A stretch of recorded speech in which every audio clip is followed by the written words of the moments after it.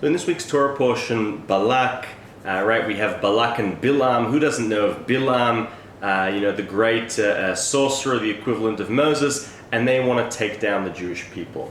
And I have one question. In the midst of this Torah portion, right, Bilam, is debating whether to go with Balak's men to curse the Israelites, and God comes to him at night and says, you're not going with them. Why?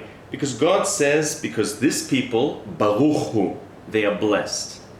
Now my question is, if God chose the Israelites, wouldn't it have been more powerful, more important for God to say to Bilam, Bachalti bahem, I chose them.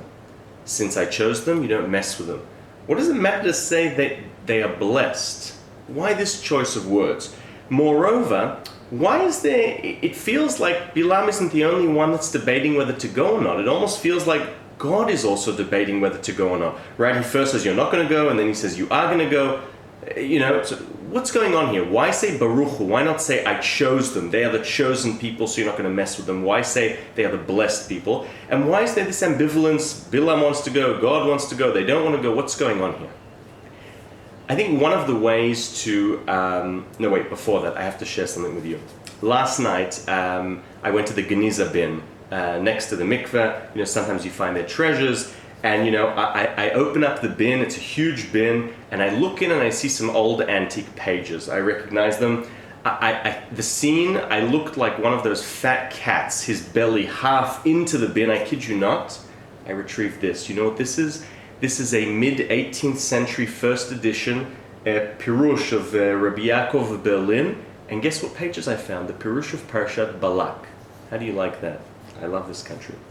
Anyway, one of the ways we can look at the Bible is a huge battle, a war between the forces of evil and the forces of good, and the Bible starts somewhere in the middle. Bereshit is like somewhere in the middle of the story, this battle between forces of evil and good.